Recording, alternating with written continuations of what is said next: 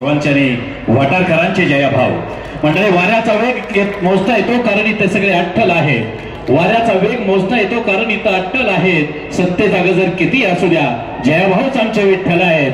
जयभाऊच आमचे विठ्ठल आहेत. आपल्या विठ्ठलासाठी एकदा जोरदार टाळी. धन्यवाद. निवेदक साहेब, माझी तुम्हाला विनंती आहे, देवाबरोबर विठ्ठलाबरोबर कोणाची तुलना करायची नसते. ती माझी करायची नाही, परत करी. आजच्या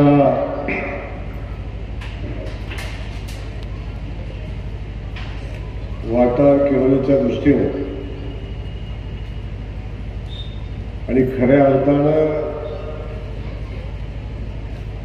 या परिसराच्या विकासासाठी अहोरात्र कष्ट घेणार आणि एकदा एखादं काम करायचं म्हणून डोक्यात घेतलं की ते काम पूर्ण होईपर्यंत ना स्वतःकडे बसायचं ना दुसऱ्याला बसू द्यायचं, ना स्वतः झोपायचं ना दुसऱ्याला झोपू द्यायचं. या भागाच्या विकासासाठी अनेक स्वप्न त्या माणसानं पाहिली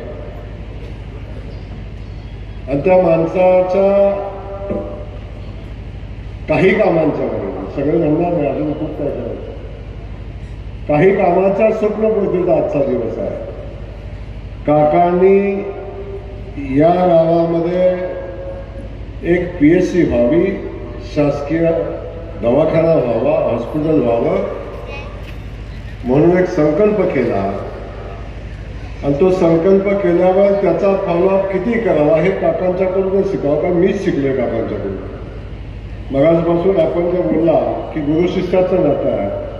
मी राजकारणात मंत्री झालो, 4 वेळा आमदार झालो, तरी सुद्धा काका माझे राजकीय गुरु आहेत हे मला अभिमानाने सांगावं असं वाटतं.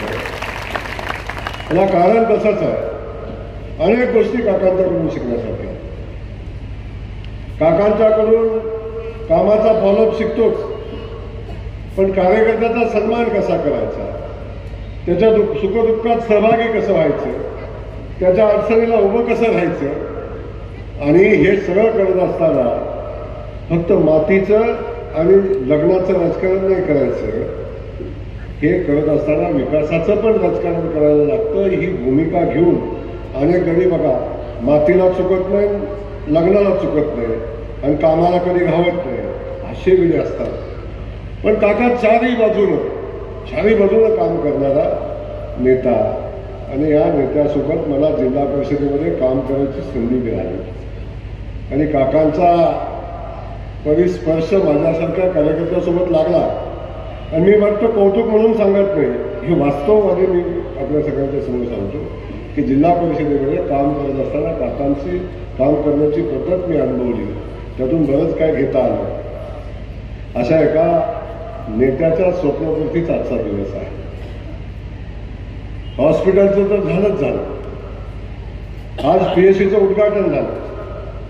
काका कोणी मी कायम सांगितलं तुम्हाला, वाजंत्र्याचं काम फक्त नवरदेवाला स्टेजवर शोधायचं असतं. अनेक वाजंत्र्यांनी स्टेजवर चढायचा प्रयत्न केला पण काकांनी त्यांना चढू दिलं नाही. अनेक लोकांचं नाही.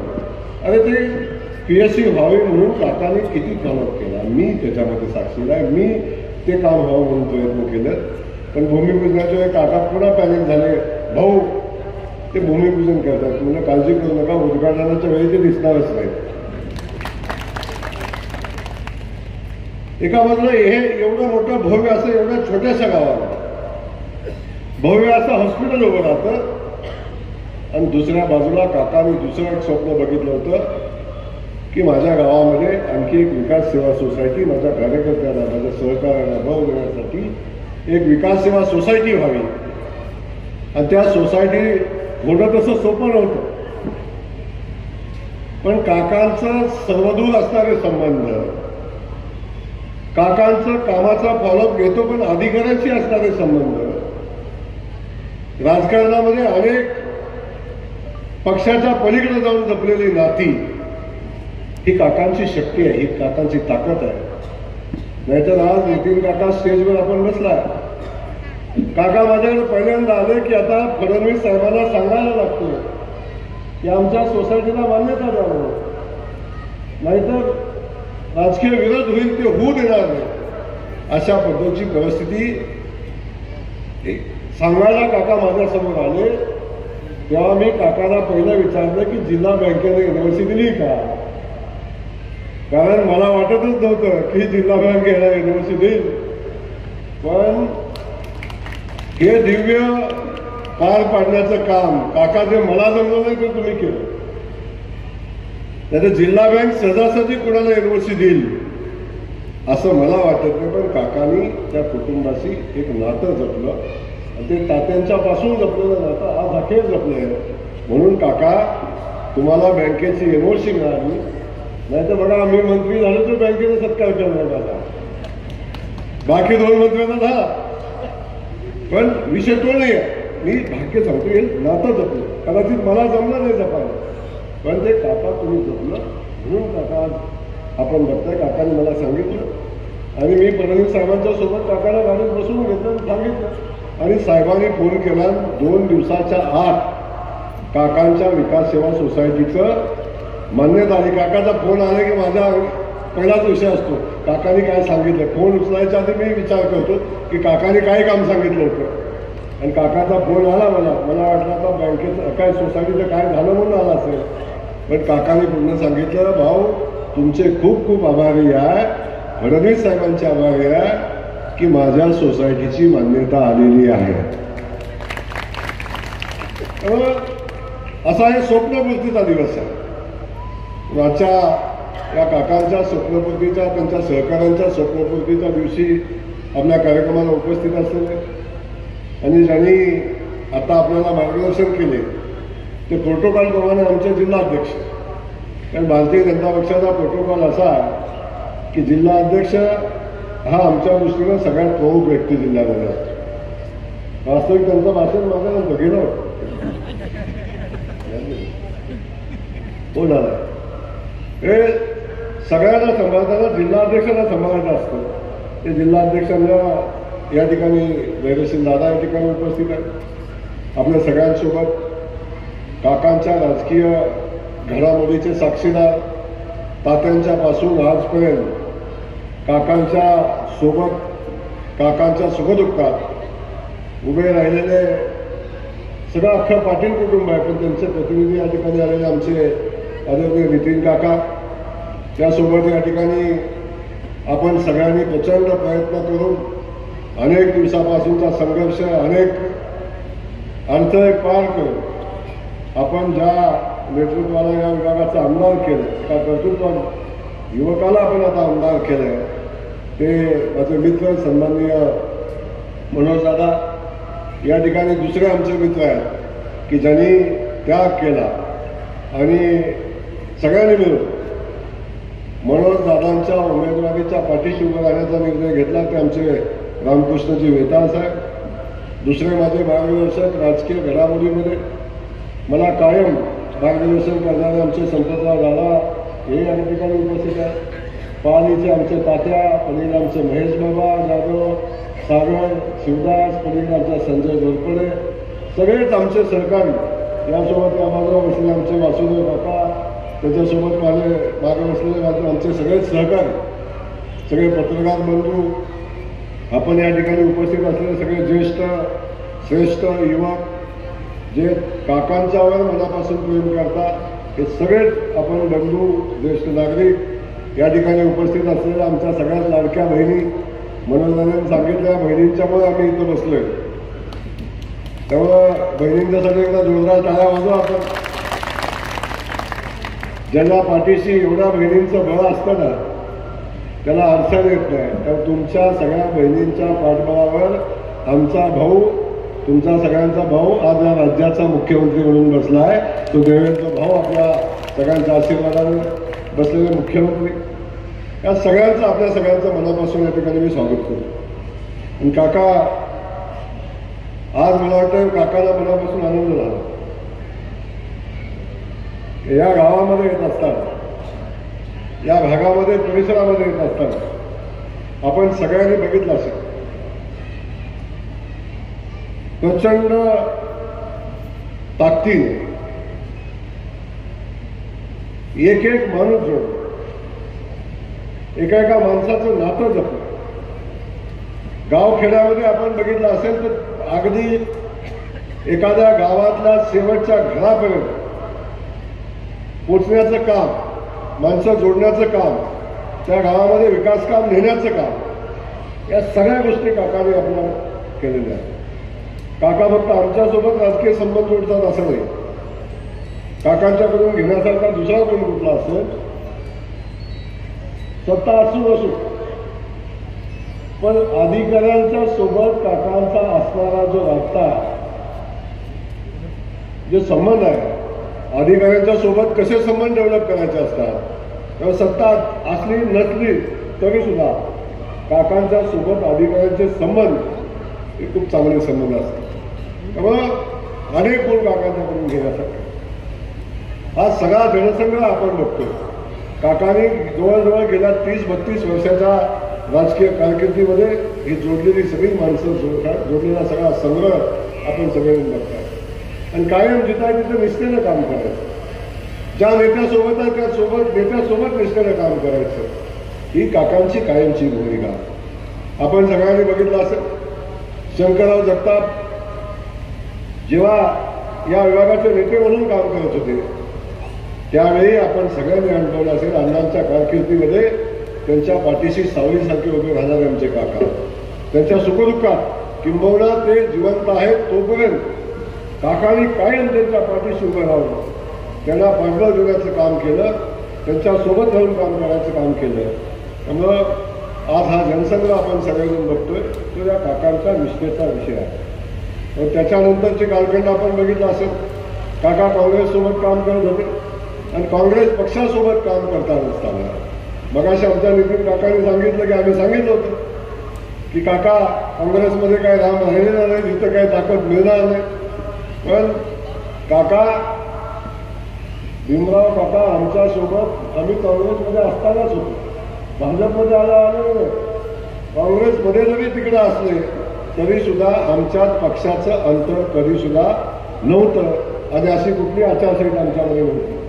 त्यामुळं तेव्हापासून काकाने प्रचंड संघर्ष केला.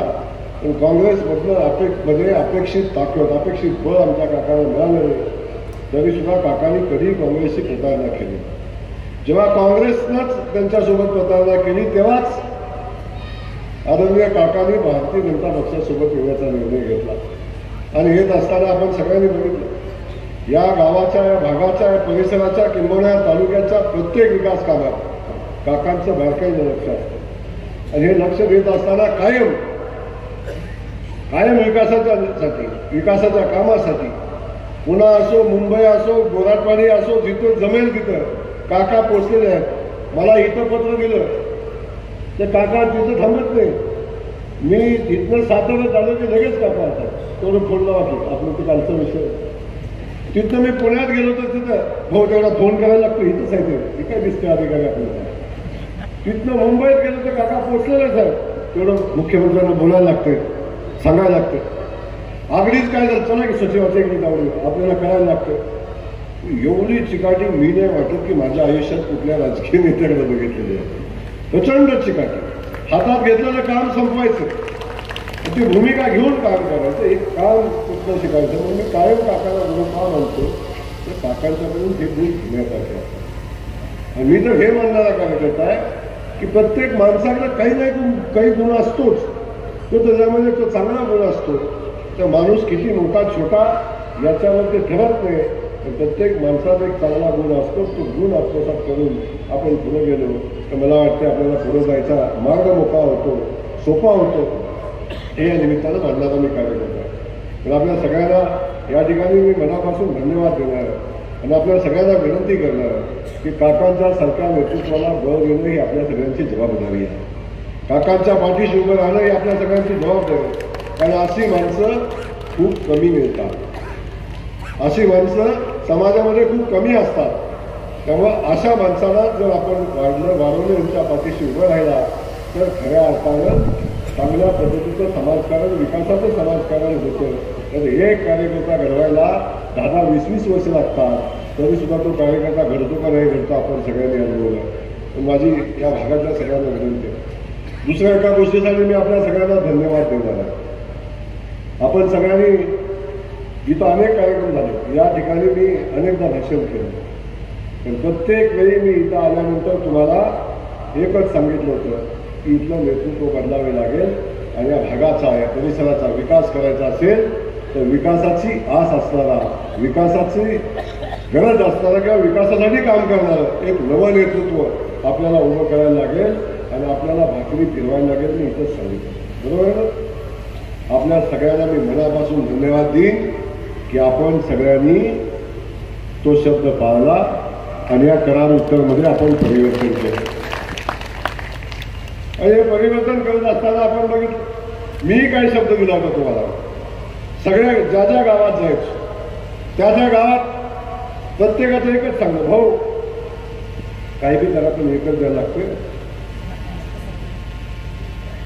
जिकडं जाईल तिकडे दुसरं काय, स्टेजवर बसलं तात्या सुद्धा आमचा, हो काही बी करा पण एकच द्यायला लागतोय, नंतर गडबड होईल. आणि आपल्या या गडबडीलाच म्हणजे ते निवडून येते. त्यामुळे म्हणजे तेव्हा सगळ्यांचं म्हणणं, बाबा सकाळ सकाळी यायचा 6 वाजता 7 वाजता, भाऊ बघा बघा काय तर मिटवायला लागते. सगळ्यांचं दुसरं काही नाही, भाऊ बघा मिटवायला लागते आणि हे मिटल्यावर सगळं जमते. तेव्हा मी करार उत्तरच्या जनतेला मी शब्द दिला होता. काय शब्द दिला होता की यावेळी करार उत्तरमधनं भारतीय जनता पक्षाचे किती नेते असले तरी सुद्धा उमेदवार एकच उभा राहील. ती जबाबदारी मी आपल्या सगळ्यांच्या वतीने घेतली होती. आणि आता परिस्थिती बघा, आपण एक उमेदवार दिला आणि जनतेनं जनतेची जबाबदारी पार पाडलेली आहे. मगाशी बिंदुराव काका बोलताना म्हटले, बाबा आता एकाला आमदार केला, दुसऱ्याचं काय, तुम्ही दोघांना हात वर केला होता. इथं दोघं नाहीत, इथं तिसरा बी आहे, इथं चौथा बी आहे, हे सगळेच आहे, तुम्ही एक कुठं काढा. ज्या ज्या लोकांना आपण आपल्या सोबत घेतलंय, ज्या ज्या लोकांचं या प्रक्रियेमध्ये योगदान आहे, त्या त्या माणसाला कुठं नाही कुठं न्याय मिळाला पाहिजे ही भूमिका ठेवणारा मी कार्यकर्ता आहे. त्यामुळं जेव्हा रात्री 12ला बैठक झाली तेव्हा मी माझी भूमिका क्लिअर मांडली. आणि माझ्या दृष्टीने काय महत्त्वाचं होतं, जसं तुमच्या माझ्या सगळ्यांच्या दृष्टीने महत्त्वाचं होतं, सगळ्यात पहिला विषय होता की आपल्या सगळ्यांना आदरणीय देवेंद्र फडणवीस साहेबांना या राज्याचं मुख्यमंत्री करायचं होतं. आणि ते मुख्यमंत्री होत असताना मी त्यांनाही शब्द दिला होता की साहेब ज्यावेळी ही निवडणूक होईल तेव्हा शिवेंद्र बाबा आणि मी आम्ही 2 आमदार आहेत आणि साहेब अजून 3 आमदार तुम्हाला जिल्ह्यातनं देण्याची जबाबदारी आमची आहे. मला जिल्हा परिषद जिल्ह्याचं अध्यक्षपद साहेबांनी केलं होतं, भारतीय जनता पक्षानं केलं होतं, तेव्हा तुम्ही चिंता करू नका, आम्ही अजून 3 आमदार तुम्हाला देऊ.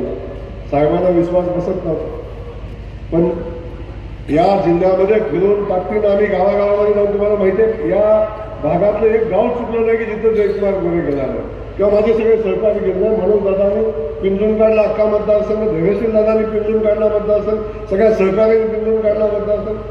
आणि हे करत असताना शेवटी परिस्थिती निर्माण झाली. साहेब मला म्हणाला करार उत्तरमध्ये जमतोय वाटतं, जरा वातावरण बघत असतं. करार दक्षिणचा विषय होता, तोही आपण बघितला असेल. अतुल बाबांनी सातत्याने काम केलं. जेव्हा कामात सातत्य असतं, कुठलाही कार्यक्रम दिला कधी विचार नाही म्हणला नाही, सातत्यानं जेव्हा आपण जनतेमध्ये जातो तेव्हा जनता आपल्याला स्वीकारते. विकासाचं काम घेऊन आपण जातो तेव्हा जनता स्वीकारते. आणि हे दोन्ही मतदारसंघ आपण बघितलं की आता निवडून देण्याचं काम आपण केलं आणि ही जबाबदारी आपली होती. कारण आपल्या नेत्याला पाठीमागच्या निवडणुकीमध्ये जो अपमान स्वीकारायला लागला होता, कधीतरी ती परिस्थिती पुन्हा एकदा बदलून आपल्याला आदरणीय देवेंद्रजींना मुख्यमंत्री करायचं होतं. म्हणून आपण हे 2 आमदार पण निवडून दिले. मी 3रा आमदार सांगितलं होता साहेबांना, काळजी करू नका साहेब, फलटणचा सुद्धा आमदार आपला निवडून येतोय. अरे माझ्यावर कोण विश्वासच ठेवायला तयार नव्हतं, कुणी विश्वास ठेवायला तयार नव्हतं, कुणीच नाही. सर्वेवाला सुद्धा विश्वास ठेवला माझ्यावर, इव्हन SP ठेवणा, कलेक्टर ठेवणा, पक्ष बी ठेवणा. फलटणमध्ये कसं बदल होईल बदल मी म्हणलं चिंतक मी माझा संत आहे. फलटणच्या लोकांचे चेहरे मी बघतो, फलटणच्या लोकांचे चेहरे बघतो, त्यांना बदल पाहिजे. पण बदल देत असताना एक सक्षम माणूस, सक्षम नेतृत्व, लोकांच्या मध्ये विश्वास निर्माण करायला लागेल की ही माणसं या माणसांचा सामना करू शकतात आणि आपण या माणसाकडे सुरक्षित राहू शकतो. हा ज्या दिवशी जनतेला विश्वास पटेल तेव्हा फलटणमध्ये सुद्धा बदल होईल. आपण सगळ्यांनी बघितलं फलटणमध्ये सुद्धा आता बदल झाला. तेव्हा आपण सगळ्यांना मला हे सांगायचं होतं की आपण या जिल्ह्यानं सगळी परिस्थिती युतीला अनुकूल ठेवली. वाईचे आमदार झाले, आपले पाटणचे आमदार झाले, सगळे बघितलं आपण. जवळजवळ 8चे आमदार, कोरेगावचा आमदार आपला झाला, 8 आमदार या माहितीचे निवडून झाले. जो शब्द तात्या पालवीमध्ये होता आपला, तो शब्द खरा ठरला, त्याचं खूप व्हायरल झालं. माझं भाषण पण खूप व्हायरल झालं. हे सगळं होत असताना आपण ते मीच याला कारणीभूत असं नाही आहे, समजून घ्या. मी त्यातला एक छोटासा पार्ट आहे, छोटासा कार्यकर्ता आहे. पण आपण सगळ्यांनी मिळून, ज्या ताकदीनं आपण सगळ्यांनी मिळून हे परिवर्तन घडवून आणलं आणि त्याचा परिणाम आपण बघताय की सरकारने भरभरून आपल्या सगळ्यांना दिलं. भरभरून दिलं. काय कमी केलं आता? अरे एका जिल्ह्यात 4 मंत्री. साताऱ्याच्या इतिहासात कधी घडलं का? आज जेव्हा 11 आमदार दिले तेव्हा सुद्धा त्या सरकारमध्ये असणारा मंत्री हा 4च जिल्ह्याचा होता. तो कधी 5व्या जिल्ह्याचा मंत्री झाला नव्हता. ही परिस्थिती आपण सगळ्यांनी बघितली. पण आज ग्रामविकास खात्याचा मंत्री सातारचा, बांधकाम खात्याचा मंत्री सातारचा, मदत पुनर्वसन खात्याचा मंत्री सातारचा, पर्यटन खात्याचा मंत्री सातारचा. 4 कॅबिनेट मंत्री या सातारा जिल्ह्यात, राज्यमंत्री सुद्धा नाही, कॅबिनेट मंत्री. 4 कॅबिनेट मंत्री आज आपल्या जिल्ह्यातले आहेत. त्यामुळे जिल्ह्याला कधी नव्हे एवढं तुम्ही दिले नाही. ज्यांच्याकडे आधी ताकद होती सगळंच होतं आणि या जिल्ह्यानं 50 वर्ष ज्यांच्या पाठीशी राहिला जिल्हा, त्यांनी एवढं दिलं नाही. पण या महायुतीच्या सरकारनं भरभरून जिल्ह्याला दिलेलं आहे. तर मी आपल्याला सांगतो, आता काळजी करायचं काम नाही. काका आता संघर्षाचा कालखंड संपला. आता संघर्षाचा कालखंड संपला. आता कोण संघर्षाला पुन्हा? संघर्षाला पुन्हा कोण आहे का नाही माहिती नाही मला. कोण आहे संघर्षाला पुन्हा? अहो आम्ही सत्तेत नसताना 15, 20 वर्ष, 30 वर्ष टाकाटा अटका म्हणताना संघर्ष करायला उभा राहिला, कार्यकर्ता टिकलाय. बघा ना आता काय अवस्था आहे. अजून संघर्ष सुरूच झालाय, तो कधी गळून पडला, तो घावण्यात कुठातात, अजून व्हायचा संघर्ष चालू. पण आता या परिस्थितीमध्ये शेवटी एक लक्षात घ्या, जेव्हा सत्ता येते तेव्हा सुराचं राजकारण करावं या मताचा निर्णय. अनेकांनी मला त्रास दिला, अनेकांनी मला, आपण सगळ्यांनी अनुभवले. म्हणजे ही निवडणूक व्हायच्या आधी अगदी महिनाभर जयकुमार गोरेवर गुन्हा दाखल करून आत टाकता येते का ह्याचा प्रयत्न केला होता. पण परमेश्वराने नीतीनं न्याय दिला, आपण सगळ्यांनी बघितलं आणि नीतीनं शिकवले. एक पोस्ट वाचली परवा आणि खूप व्हायरल झाली की आता सुरुवात तुम्ही केली, शेवट मी करणार. अरे सुरुवात तुम्ही केली होती आणि नियतीनं तुमचा शेवट केला आहे. नियतीनं शेवट केला, कधीही विश्वासार्ह नाही. अरे ज्या अजितदादांनी उमेदवारी जाहीर केली, अजितदादांनी तिकीट जाहीर केलं, ते तिकीट नाकारून म्हणजे यायला दम नाही, जायला दम नाही, कन्फ्युजन. सत्तेशिवाय ही माणसं जगूच शकत नाही. इकडची सत्ता येते तर एक पाय इकडं, तिकडची सत्ता येते तर एक पाय तिकडं, त्याला कळत नव्हतं आणि शेवटी बघितलं काय परिस्थिती झाली. त्यामुळे अशी माणसं आपण सगळ्यांना अनुभवली. मला आपल्याला एवढंच सांगायचं आहे, सत्तेत आली म्हणून आपण सुराचं राजकारण कधी करायचं नाही. माझी भूमिका ती नाही, मी तुम्हाला क्लिअर सांगतो. पण आपण नियतीनं सुरू, ज्यांनी मला राजकारणातून संपवण्याचा प्रण केला, ज्यांनी मला राजकारणातून संपवण्यासाठी सातत्याने 20 वर्ष प्रयत्न केले,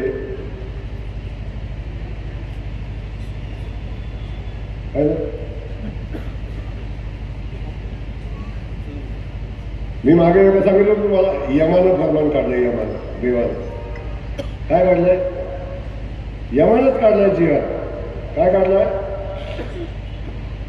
पूर्वी पोटाला यायचं ना आपल्या, नातू पोटाला आलाय, पंतू पोटाला आलाय, मग त्रास व्हायचा, मग त्याचं काय करायचं ते नाव ठेवायचं काय ते असेल काय तुमच्याकडे नाव आहे असंच काय तर माहिती नाही मला, म्हणजे त्याला काय म्हणत आपण ते पोटाला यायचं नातू बितू. आता काय सांगितलं तेव्हा आज ज्यानं केलेलं नातवाला फेडायला लागायचं पहिले.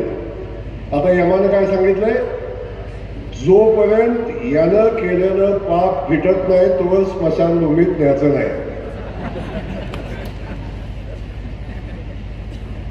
काढून टाकलेलं ते. त्यामुळे आपण लय भानगडीत पडायचं नाही, ते ठरवलं यमानं काय करायचं, आपण लय भानगडीत पडायचं. आता आपल्याला एक लक्षात घ्या, आता एवढी सगळी ताकद असल्या आपल्याला विकासाचं राजकारण करायला, आपल्याला जनतेच्या हिताचं राजकारण करायला लागेल.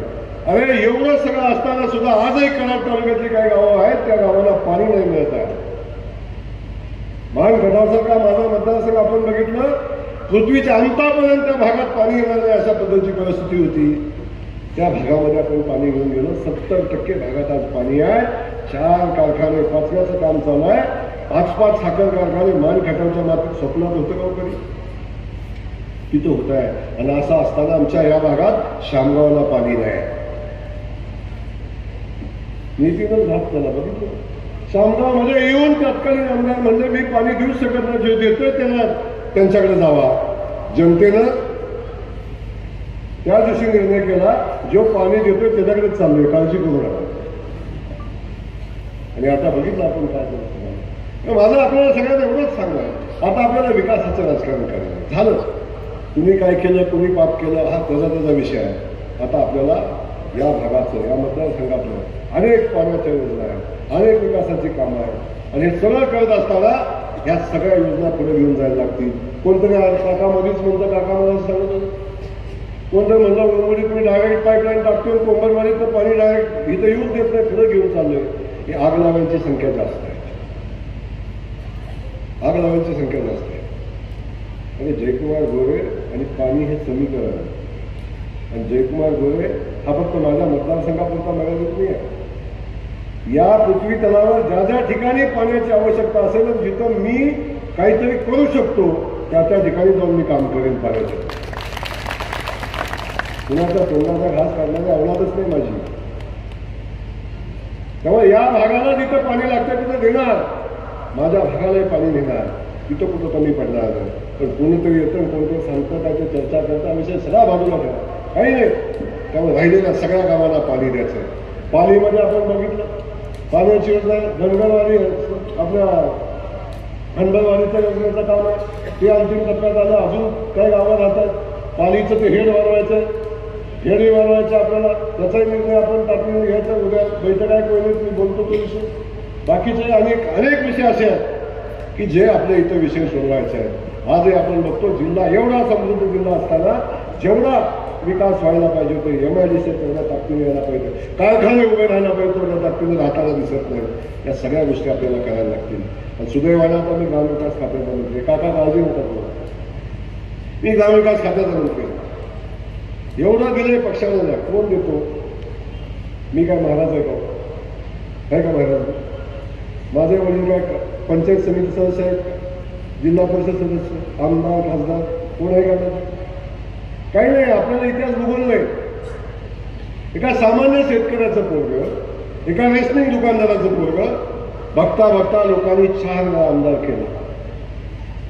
अरे जे वय राजकारणाचं असतं लोकांचं, 50चा झाला की राजकारणाच्या वयात येतो, 18 वर्षात झाल्यावर लग्नाला येतो, 21 वर्षात झाल्यावर लग्नाला येतो. तसा राजकारणातला माणूस 50 वर्षाचा झाला की युवा नेता होतो, बरोबर? तेव्हा राजकीय वय चालू होतं.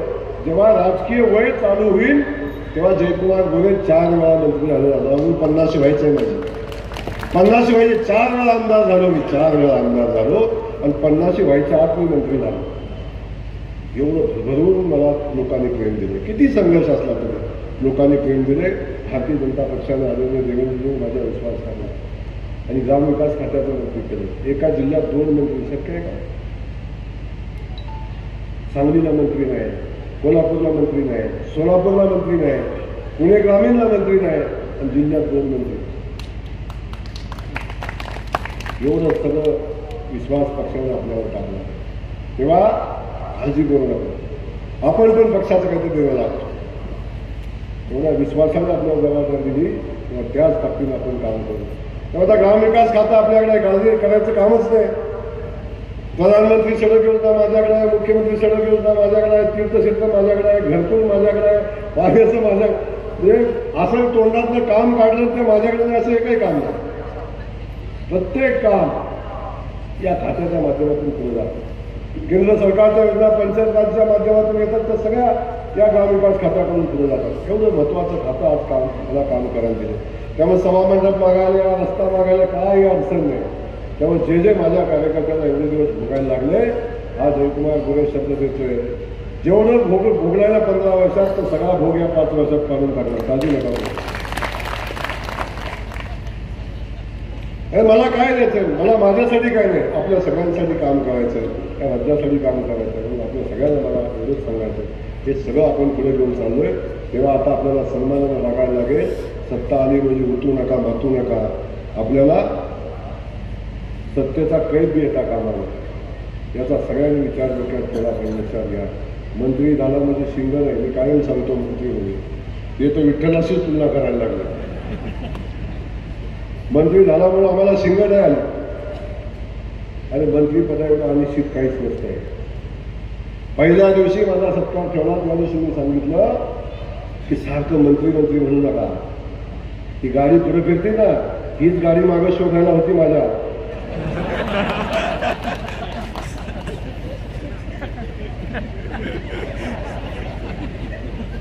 फिरते गेले पुढं, हेच गाडी मला शोधायला फिरवून तेच आज असे करतात. तेच पुन्हा केव्हा मागं लागतील माहिती नाही. लक्षात ठेवा. त्यामुळं एक डोक्यात ठेवायचं, सत्तेची हवा इथं जाऊ द्यायची. त्या मंत्रीपद हे किती दिवसाचं आहे माहिती नाही, पण तुमचं माझं नातं आहे हे जयाभाऊचं लक्षात ठेवा. मी जाताना खांद्यावर असलो तरी जयाभाऊचं नातं तरी तुटणार नाही. लक्षात ठेवा. आणि हे नातं जपायचं आपल्याला. हे नातं घेऊन आपल्याला पुढे जायचं. त्यामुळं आपल्याला एवढंच या ठिकाणी मी सांगेन, काका, जी जबाबदारी आपल्याला आली ती जबाबदारी आपल्याला पुढे घेऊन जायचं आहे. आणि त्या जबाबदारी पुढे घेऊन जात असताना आपल्याला जनतेच्या हिताचं राजकारण करायचं. तर जी लोक संकटाच्या काळी, जी लोक प्रतिकूल परिस्थितीमध्ये भारतीय जनता पक्षासोबत राहिली किंवा आपल्या संघटनेसोबत राहिली, त्या सगळ्या लोकांना न्याय द्यायचा आपल्याला. मी म्हणणार मी 100%, मी काय परमेश्वर नाही, 100% लोकांचं सगळं दुःख मी सोडू शकतो असंही नाही. पण किमान आपल्या हातात जेवढं आहे तेवढं तरी द्यायचं. प्रामाणिकपणे आपण सगळेजण तुमच्यासाठी प्रयत्न करेल. हा शब्द या निमित्ताने आपल्याला येतो. काका, आपण ज्या ज्या गोष्टी सांगितल्या त्याच्यात अजिबात चिंता करू नका. आम्ही सगळेजण आहे, 4 मंत्री आहे, बाकी सगळे आहेत. आता आमदार बी आपले येत आहेत. जयसिंग दादा दादाचाही आमदार केला क्लेम होता मला माहिती आहे. आणि दादा आपल्या या परिस्थितीमध्ये मी सांगितलं, दादा म्हणलं मला की मी थांबायला सांगा होता म्हणून मला थांबवणार. दादा आपल्याच माणसाला हक्काने सांगायचं, सांगितलं हक्काला. मी काढू कसं बघत नका काळजी करू, काढू कसं. आणि मी ज्या नेत्याच्या नेतृत्वाखाली काम करतोय ना, तो नेता दिलेला शब्द कधी मिळवतो लक्षात ठेवा. ते माझ्यासारखं प्रगत झालं असतं का? झालं असतं. कुणाची शिफारस नाही. एकमेव असा माणूस आहे म्हणून दादाचा फोन आला, भाऊ शिफारसीला येऊ का? दादाला सांगितलं, दादा शिफारसीला जायचं नाही. ज्या दिवशी पक्षाला वाटेल की हा मंत्री करण्याच्या योग्यतेचा त्या दिवशी पक्ष करेल. एकमेव जयकुमार गोरे कधी मंत्रीपद मागायला गेला, खातं मागायला गेलं नाही. मंत्री झाल्यावर पुन्हा आम्ही कधी म्हणणार किंवा मागून तरी कानावर तरी घालू सांगा दादा. नुसतं कानावर तरी घाला ही पाहिजे म्हणत तरी अजिबात नाही. खातं मागायला गेलं, मंत्रीपद मागायला गेलं, बंगला तरी मागा म्हणला. निलेश कुठे गेला? बंगला तरी चांगला मागा म्हणजे. बंगलाही मागायला गेलो, बंगलाही मागायला गेलो.